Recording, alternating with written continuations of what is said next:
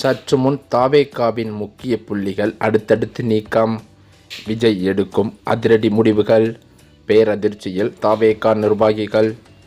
தமிழக வெற்றி கழகத்தின் தலைவர் விஜய் பங்கேற்ற கரூர் பிரச்சார கூட்டத்தில் 41 பேர் உயிரிழந்த சோகமான சம்பவத்தை தொடர்ந்து அவர் மீது வைக்கப்பட்ட விமர்சனங்கள் மற்றும் அரசியல் நெருக்கடிகளை முறியடித்து வரும் அக்டோபர் 17ஆம் தேதி கரூரில் மீண்டும் களமிறங்க இருப்பதாக தகவல்கள் வெளியாகியிருக்கிறது. இந்த பயணம் தாவேகாவின் அடுத்த கட்ட அரசியலை தீர்மானிக்கும் என்று முக்கிய நகர்வாகவும் பார்க்கப்படுகிறது.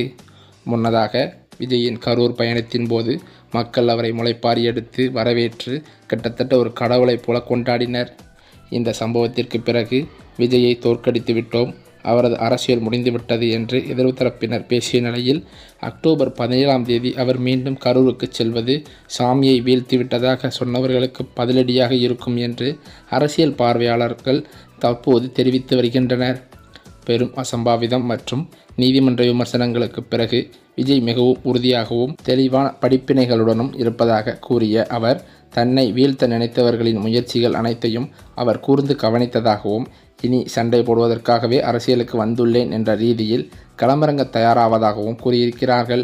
தாவேகாவின் தொண்டர்களான வாரியர்ஸ் கண்ணுக்கு தெரியாத எதிரிகளாக சமூக ஊடகங்களில் மிகவும் ஷார்ப்பாக செயல்பட்டு வருவதாகவும் இந்த கரூர் விவகாரத்தில் கூட தகவல்களை திரட்டி அவர்கள் செயல்பட்டதாகவும் கூறிய இந்த பத்திரிகையாளர் நிருபர் விஜயின் இந்த புதிய பயணம் வாரியர்களை அடுத்த கட்ட அரசியல் செயல்பாட்டிற்கு தயாராக்குமாறு உற்சாகப்படுத்தும் விதமாகவே இருக்கும் என்றும் கூறினார். மேலும் அது மட்டுமில்லாமல் விஜயின் நடவடிக்கைகள் தமிழ்நாட்டுக்குள் மட்டுமல்லாமல் தேசிய அளவிலும் கவனத்தை ஈர்த்துள்ளது.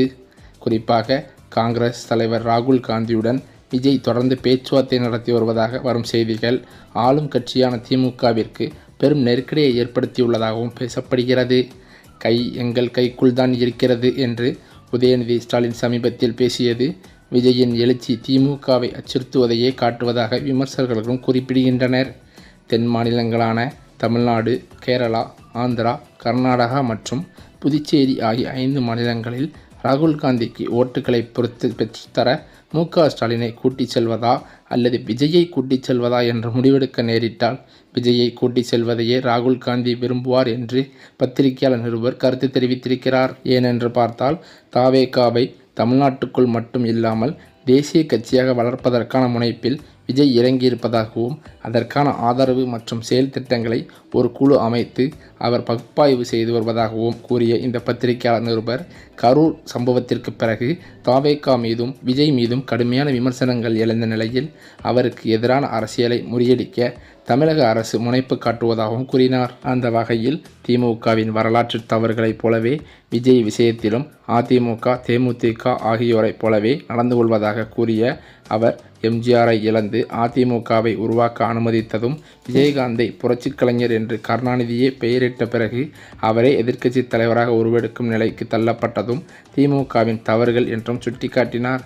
இன்று அதேபோலத்தான் விஜயை கை வைப்பதற்கான மூலம் திமுக 2026இல் ஆட்சி அதிகாரத்தை இழக்கும் நிலையை தானே உருவாக்கிக் கொள்கிறது என்றும் தாவேகா எழுச்சியானது இளைஞர்களை அதிக அளவில் அரசியலுக்குள் கொண்டு வந்துள்ளது என்றும் அவர் கூறினார்.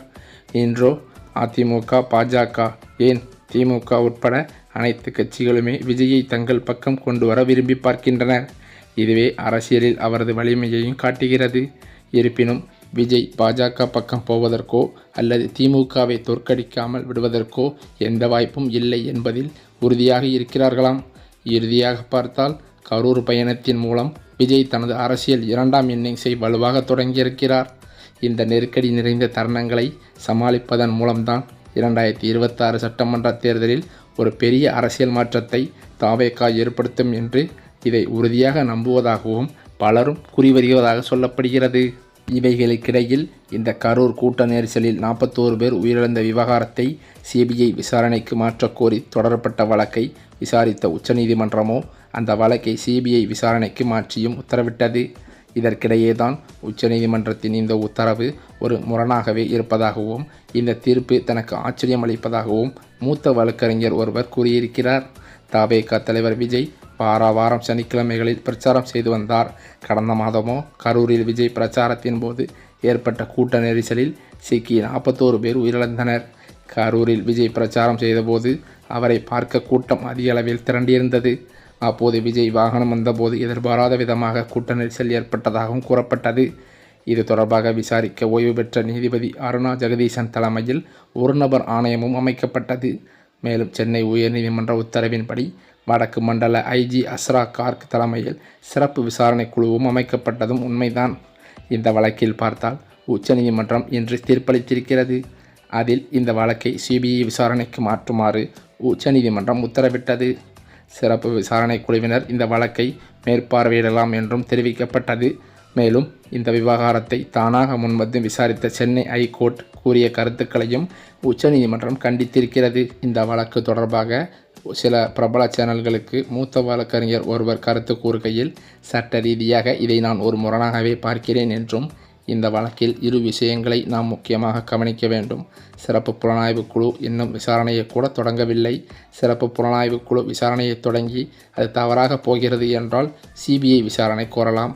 சிறப்பு புலனாய்வு குழு இன்னும் விசாரணையை தொடங்காத போது அது சிபிஐ விசாரணைக்கு மாற்றப்பட்டுள்ளது ஏன் என்று பல கேள்விகளும் எழுந்து வருகிறது. இரண்டாவதாக, சிபிஐ விசாரணை கோருவது அடிப்படை உரிமை என சொல்லியிருக்கின்றனர். ஆனால் சிபிஐ விசாரணை கோருவது அடிப்படை உரிமை இல்லை, இது ஈக்குவட்டபிள் உரிமை மட்டுமே. சிபிஐ கோருவது அடிப்படை உரிமை என எங்கும் சொல்லப்படவில்லை. மேலும் இதை பற்றி என்னிடம் கேட்டால் அருணா ஜெகதீசன் ஆணையம் கூட அவசியம் இல்லை. ஒரு பக்கம் சிறப்பு புலனாய்வு குழு, இன்னொரு பக்கமோ அருணா ஜெகதீசன் ஆணையம் என இரு தரப்பு விசாரணை தேவையில்லை என்றும் அவர் தெரிவித்தது தற்போது பரபரப்பாக அரசியல் கட்சி தலைவர்கள் மத்தியில் பேசப்பட்டு வருகிறது. இந்த நிலையிலோ இந்த வழக்கை சிபிஐ விசாரணைக்கு மாற்றக் கோரி உயர்நீதிமன்றத்தில் மனு தாக்கல் செய்யப்பட்டது குறிப்பிடத்தக்கது. அந்த மனுவானது தள்ளுபடி செய்யப்பட்ட நிலையில் தாவேகா நிர்வாகி ஆதவ் அர்ஜுனா உச்சநீதிமன்றத்தில் மேல்முறையீடு செய்திருந்தார். இதனைத் தொடர்ந்து கடந்த வாரம் இந்த மனு மீது விசாரணையும் நடத்தப்பட்டது. இருதரப்பு வாதங்களையும் கேட்டறிந்த நீதிபதிகள் தீர்ப்பை ஒத்திவைத்தனர். இதன் பின்னரோ தாவேகா வழக்கில் இன்றைய தினம் தீர்ப்பு வெளியாகும் என்றும் அறிவிக்கப்பட்டிருந்தது. இந்த நிலையில் நீதிபதிகள் மகேஸ்வரி, அஞ்சாரியா அமர்வு தீர்ப்பை வழங்கினர்.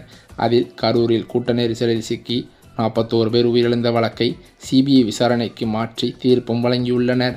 அது மட்டுமல்லாமல் சிபிஐ விசாரணையை கண்காணிக்க ஓய்வு பெற்ற நீதிபதி, அதாவது அஜஸ் தோஸ்தோகி தலைமையில் குழு அமைக்கப்பட்டுள்ளது. இதனால் தமிழக அரசுக்கு பின்னடைவு ஏற்பட்டதாகவே பார்க்கப்படுகிறது. தாவேகாவின் கோரிக்கை ஏற்கப்பட்டுள்ள நிலையில் விரைவில் உண்மைகள் வெளிவரும் என்றும் அக்கட்சி நிர்வாகிகளும் கூறி வருகின்றனர்.